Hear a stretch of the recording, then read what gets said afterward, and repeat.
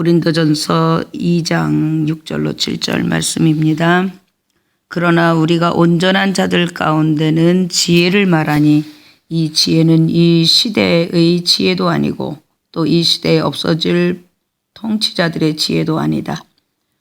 오직 우리가 말하는 것은 비밀 속에 감추어져 있던 하나님의 지혜인데 이것은 하나님께서 우리를 영광스럽게 하시려고 영원 전에 미리 정하신 지혜이다.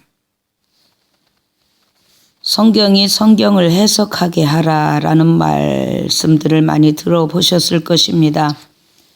성경 말씀을 받았다라는 것은 그 말씀의 뜻을 온전히 알고 그 말씀대로 살아갈 수 있는 힘까지 있어서 그렇게 사는 것을 말합니다. 하나님 말씀에 대한 해석은 오직 성령의 힘으로만 가능하다는 것을 많은 분들이 알고 있으리라 생각합니다. 나름 성경을 해석하는 방법이 여러 가지가 있을 것입니다. 머리가 좋아서 연구해서 성경의 비밀을 풀어내는 일과 아니면 스스로 착각해서 성경을 해석하는 일. 그런데 중요한 것은 정말 연구해서 그 비밀을 풀었을지라도 그것을 행할 수 있는 힘이 주어졌느냐의 문제입니다. 또 자신의 영역, 그 영역대로 해서 그래서 나름 속에서 그 방법대로 사는 방법이 있습니다. 이 두 가지 방법은 사람을 한없이 하면 할수록 교만하게 합니다. 내가 이만큼 안다. 그리고 상대방을 무시하는 자신도 모르게 굉장히 교만해지죠. 그러므로 이것을 온전한 성경 해석이라고 볼 수 없습니다. 하나님의 말씀을 받았다는 것은 그 말씀대로 살 수 있는 힘이 주어졌고 그대로 사라지는 데까지입니다. 성경은 오직 성령으로만 온전한 해석이 됩니다. 성경이 성경을 해석하도록 하라는 말. 그런데 어떻게 해야 성경이 성경 말씀 스스로 문을 열어 우리를 받아들일 수 있게 할 수 있는 것이냐의 문제입니다. 이것은 오직 성령으로만 되는데 어떻게 해야 성령으로 그 말씀을 해석할 수 있게 하는지 그것이 관건입니다. 가장 큰 장애물은 자기 자신입니다. 자기가 가지고 있는 선입견, 그러니까 먼저 알고 있었던 지식, 들었던 지식, 오랫동안 들었던 설교 내용, 아니면 지금까지 알고 있었던 기독교적인 그 지식의 상식, 이런 것들이 성령님의 음성을 듣게 하는데 방해 요소가 됩니다. 그것을 다 내려놓는 것이 관건입니다. 자기 지식, 자기가 지금까지 알고 있었던 선입견 같은 거, 이런 것들을 내려놓는 것이 가장 큰 관건인데, 예를 들자면 우리가 이곳에서 복음을 전할 때 예수님에 대해서 설명하는 부분들이 나옵니다. 처음부터 끝까지 이제 질문하고 답하는 형식인데요. 주로 우리가 복음을 전하는 것은 예수 믿지 않는 사람이 목적이지만 우리가 가지고 있는 복음은 기초를 단단하게 합니다. 그래서 기초를 닦기 위해서 우리 그리스도인들에게도 복음을 전할 때가 있습니다. 그리고 이름은 그리스도인이지만 정말 예수를 모르는 사람들이 많이 있습니다. 그냥 이름만 그리스도인들인 거 많지요. 예를 들어서 제가 조금 전에 예수님은 완전한 하나님이시고 완전한 사람이시다라고 설명했습니다. 그런데 지금 당신은 당신의 모든 죄를 이 잔 속에 모두 털어넣었고 예수님은 당신의 모든 죄를 마셔버렸습니다. 그렇다면 지금 예수님이 무엇이 되신 건가요? 라는 질문이 있습니다. 이때 소위 예수 믿는 사람들은 예수님은 그리스도인이십니다. 예수님은 구원자이십니다. 예수님은 선한 분이십니다. 이렇게 자기 신앙의 상식적인 지금까지 들어왔고 알아왔던 것을 대답합니다. 그러나 전혀 예수님을 믿지 않는 사람들이나 아이들은 예수님이 무엇이 되신 것이지요? 라는 질문에 죄입니다. 라고 대답합니다. 그러면 누구의 죄냐고 물으면 나의 죄라고 정확하게 답을 합니다. 이것이 선입견을 가지고 있는 사람과 없는 사람의 차이입니다. 내가 전혀 모르는 부분에 대해서는 온전히 제대로 들었습니다. 그런데 무엇인가를 조금 알고 있는 사람들은 듣지만 듣지 않습니다. 자기의 음성에 자기 지식에 가로막혀서 온전히 듣지 못하는 오류를 범합니다. 성경 말씀을 해석하는 데 있어서 오직 성령님의 음성을 들어야 하는데 자기 지식이 방해가 된다는 말입니다. 그러면 어떻게 해야 되느냐? 그것이 문제입니다. 저는 처음에 성령 세례를 받고 너무 좋았습니다. 잠자는 것도 아깝고 밥 먹는 시간도 아깝고 더더욱 누구를 만난다거나 누군가가 예수님과 성령님과 나 사이를 방해하는 것이 방해를 받을까 봐 그것이 가장 겁이 났습니다. 너무너무 하나님과의 교제가 좋았습니다. 오랫동안 예수 그리스도를 믿는다고 믿었지만 성령 세례를 받고 보니까 내가 가짜였다는 것을 즉시 알게 되었습니다. 믿은 게 아니라는 것을 깨닫게 된 것입니다. 성령 세례를 받고 예수님이 너무 좋아서 성령님과의 대화, 음성 듣는 것이 너무 좋았습니다. 아가서가 그냥 읽어졌습니다. 예전에 아가서 읽으면 좀 불편했었거든요. 그냥 너무너무 자연스럽게 하나님께 아버지, 아빠라는 소리가 저절로 수없이 나오기 시작했고 사랑한다는 아버지 사랑합니다, 아빠 사랑합니다라는 말들이 그냥 너무 자연스럽게 수없이 나오는 겁니다. 이렇게 좋다 보니까 기도를 자연스럽게 많이 하게 되었습니다. 시간 가는 줄 모르고 잠깐 기도한 것 같은데 어느새 시간이 지나고 또 기도하다 보면 성경 읽고 싶어집니다. 그래서 성경을 읽다 보면 또 기도하고 싶은데 기도할 시간이 모자라는 일들이 반복되었습니다. 이렇게 반복되다 보니까 어느 날 이 두 가지를 다 할 수는 없을까 하는 소원을 품게 되었습니다. 그래서 기도하면서 성경 읽을 수 있지 않을까라는 생각이 되었고 눈으로 성경을 읽으며 입으로 방언 기도를 하면 되지 않을까 하는 지혜를 얻었습니다. 그래서 신앙서적 중에 가장 두꺼운 책을 골랐습니다. 어차피 방언 기도는 무슨 말인지 잘 모르고 내 영이나 하나님은 아시니까 라는 생각으로 시작했습니다. 물론 나중에 하나님께서 알게 하시는 은혜가 있으면 무엇을 위해서 기도하고 있는지 무엇을 기도했는지 알게 되지만 아무튼 방언 기도는 하나님께 드리는 거니까 대부분 방언 기도하면서 생각이 다른 데로 놀러 가거나 의심하거나 등등의 일이 있는데 그것을 방지할 수 있는 이점이 있습니다. 그래서 성경을 읽으면서 방언을 동시에 하기로 했습니다. 그러니까 눈으로 성경을 보면서 입으로는 방언을 하는 그래서 그 연습을 위해서 신앙서적 중에 가장 두꺼운 책을 골라서 그때가 밤 9시부터 시작해서 눈으로 그 책을 읽으면서 방언을 밤새 해봤습니다. 되더라고요. 그런데 그러면 그 내용이 다 100% 온전히 읽은 것처럼 되느냐? 그렇지는 않았습니다. 우선은 제가 목적을 하나님께 기도하면서 내 생각을 다른 데로 빠져나가지 않게 해야겠다라는 것에 중점을 두었습니다. 그때부터 성경을 읽으면서 방언을 하는데 밤새우기 아주 쉽습니다. 시간 금방 가버립니다. 일단 방언하면서 성경을 읽기 시작하면 목적이 내가 창세기를 다 읽을 때까지 아니면 어떤 성경 한 권을 다 읽을 때까지 성경 몇 권을 다 읽을 때까지 내가 멈추지 않으리라. 그러다 보면 시간 금방 갑니다. 내 영도 혼도 만족하고요. 아쉬움이 없었습니다. 그렇게 하면서 한 4개월 정도 지났는데 조금씩 성경이 보이기 시작했습니다.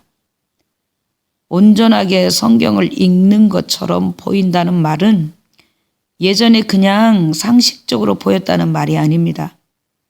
그리고 한 6개월 정도 되니까 한 말씀이 갑자기 크게 보이기 시작했습니다. 한 말씀, 한 단어가 문을 확 열어서 창세기부터 계시록까지 순식간에 보이기 시작했습니다.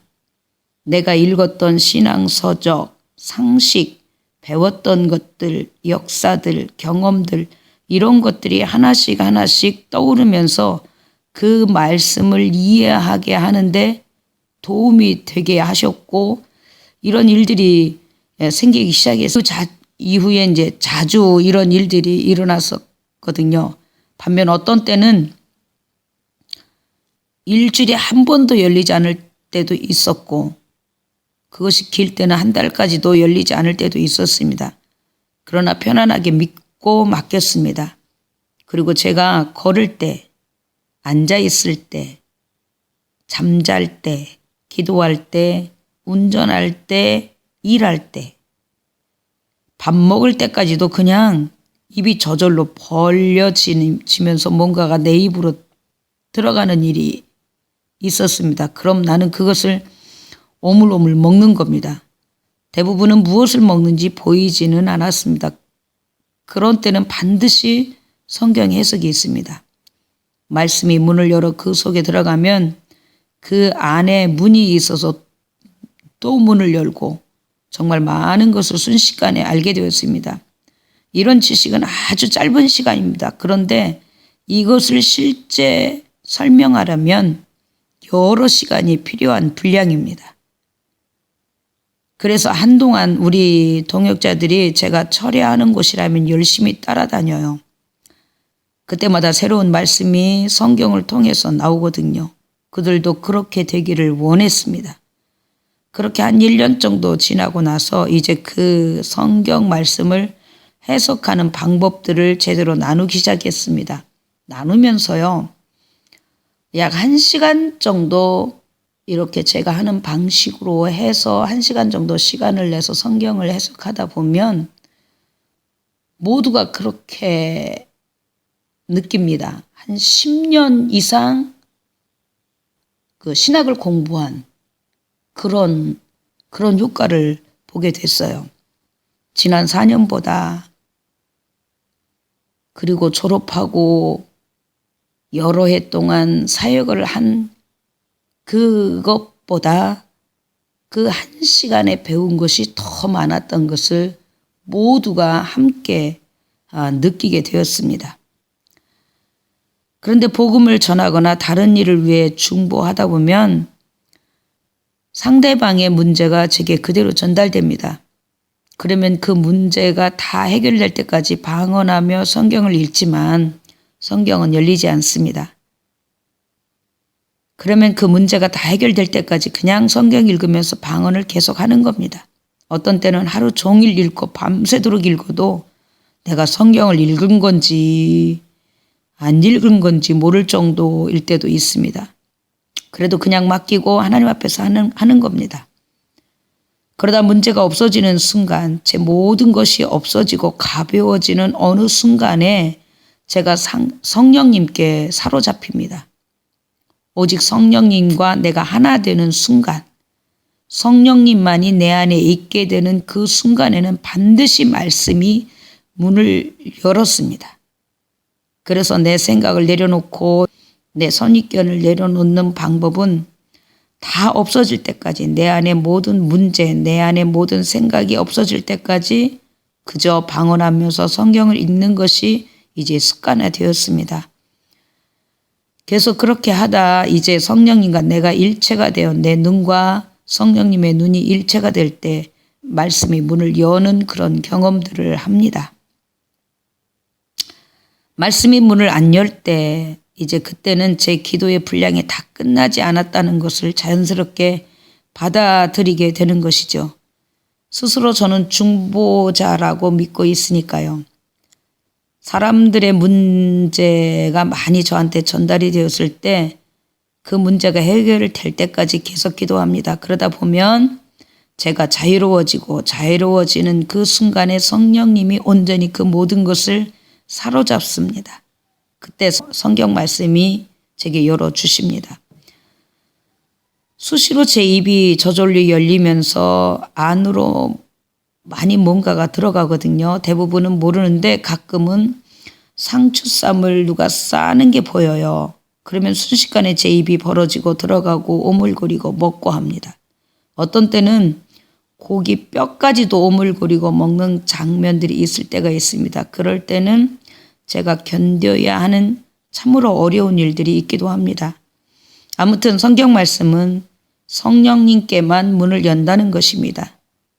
하나님의 말씀을 누가 열 수 있겠습니까? 누가 볼 수 있겠습니까?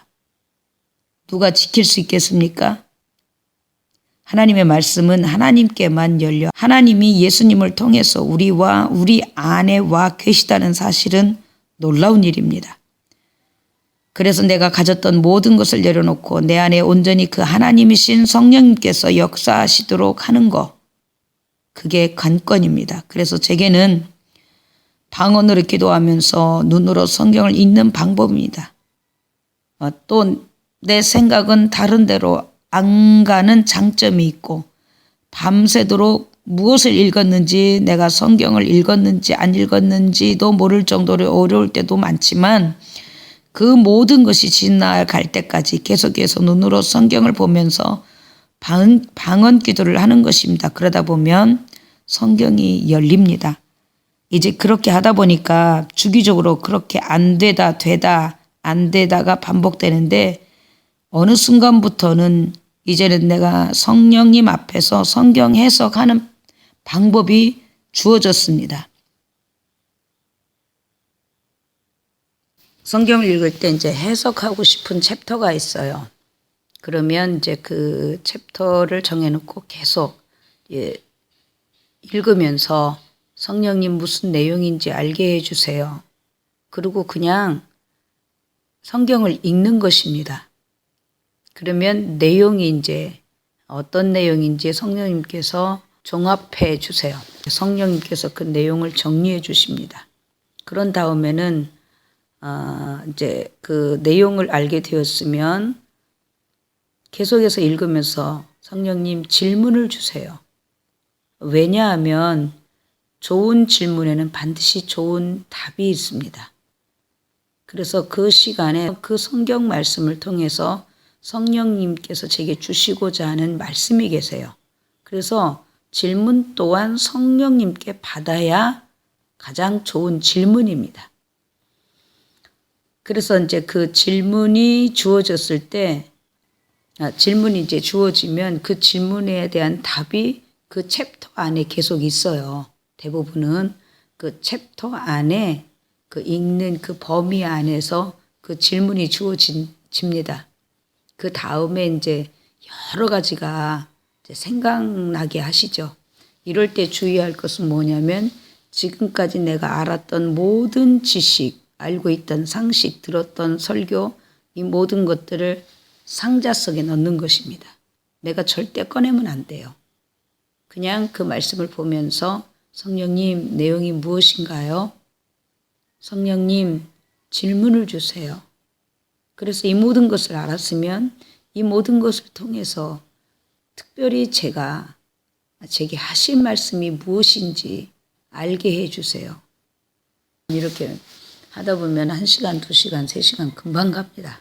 그리고 너무 재미있고 또 이것을 계속 하다 보면 그냥 성경을 보는 순간에 그 내용이 알아지기도 하고 성경을 읽지 않는데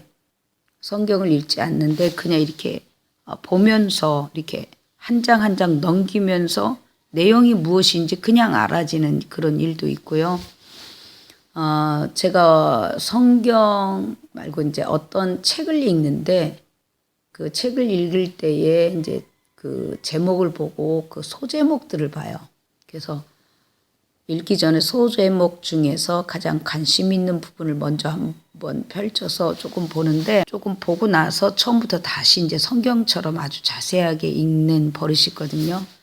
근데 어느 날은 어떤 책을 이제 보고서 그 관심이 가는 그 소제목을 펼쳐서 읽으려고 하는 순간에 그 책 전체가 그냥 알아지더라고요. 그런 일도 있습니다. 이것이 성령님의 지혜이죠. 사람의 지혜로서는 절대로 있을 수 없는 일입니다. 그런데 얼마 전부터 한 1년 정도 된 것 같습니다. 요즘은 제가 하나님을 찾으면 제 안에서, 제 안에 깊은 곳에서 내가 여기 있다. 그 전에는 네가 나를 사랑하느냐? 혹은 사랑하는 자야 나와 함께 가자라는 말씀을 가장 많이 하셨었거든요. 그런데 요즘 어느 순간부터 제가 예수님을 부르면 깊은 문제가 있어서 어떤 일이 있어서 정말 마음으로부터 우리 주님을 부르면 제 안에서 내가 여기 있다라고 말씀하십니다. 제가 이런 상황들을 내가 여기 있다, 내 깊은 속에서 말씀하시는 그 전에도 이제 제 속에서 성령님의 음성을 많이 들었습니다. 그때하고는 좀 더 다른 제 확신에 그 음성을 들을 때 아버지께서 말씀하신다는 그런 확신이 있습니다. 제가 이것을 감히 무엇이다라고 아직은 말할 수가 없습니다.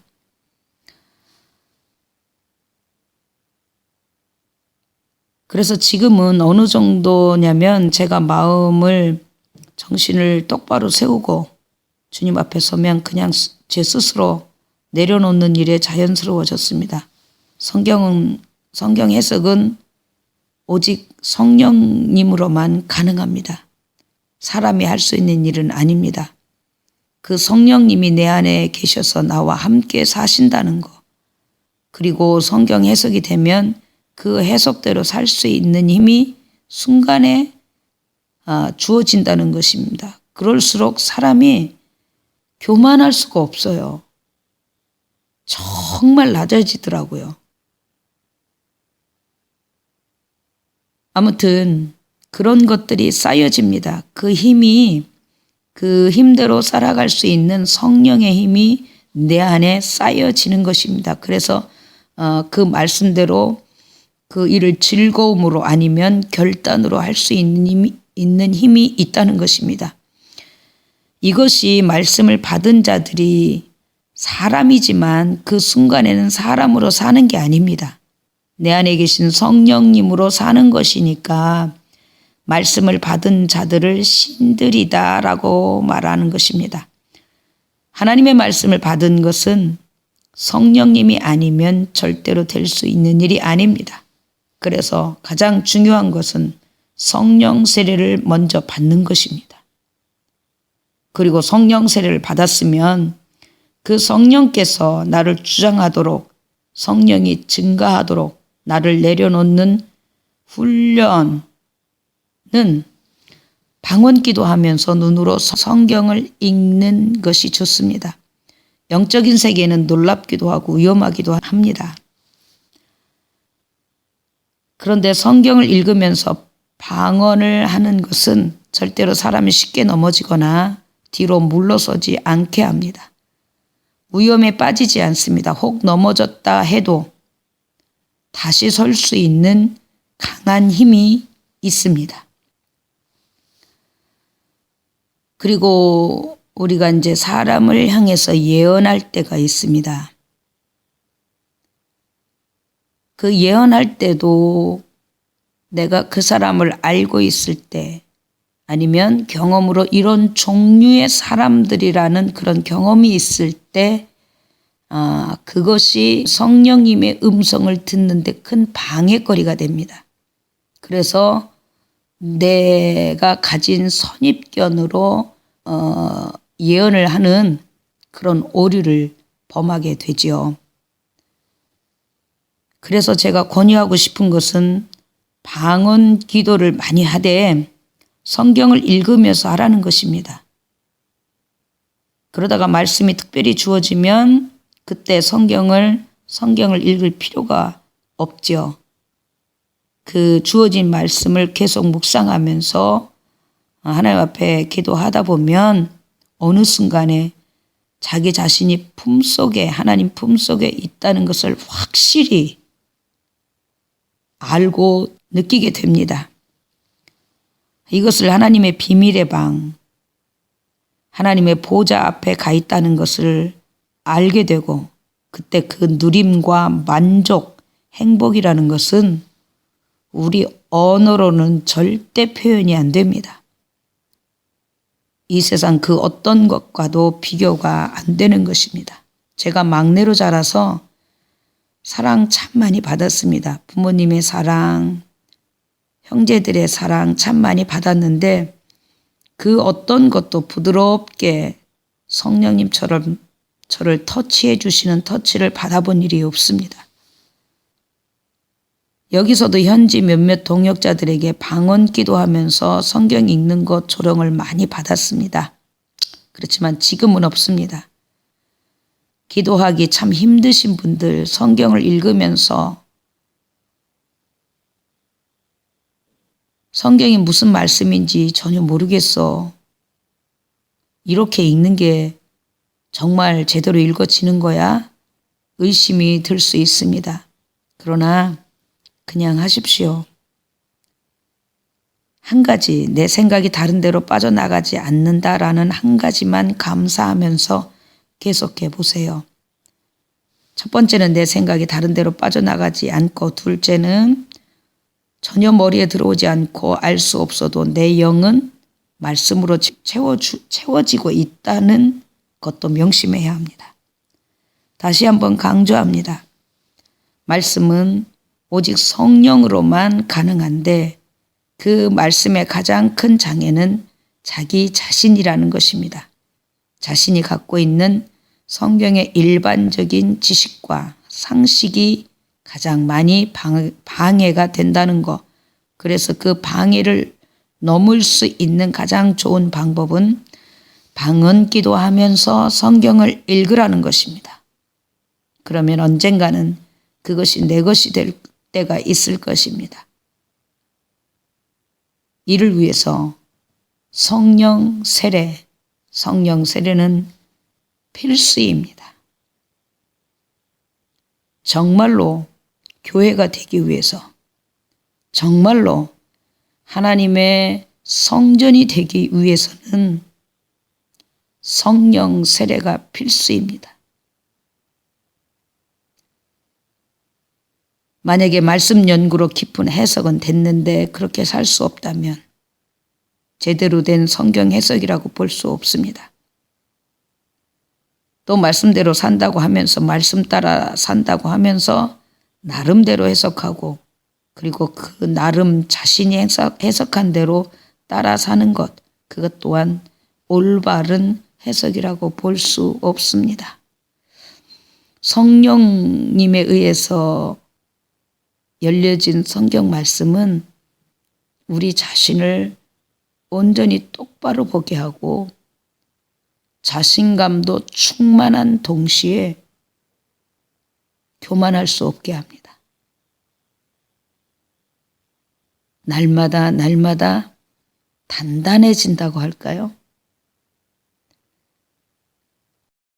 오직 성령으로 사는 가장 좋은 훈련이 제게는 방언 기도하면서 눈으로 성경을 읽는 방법입니다.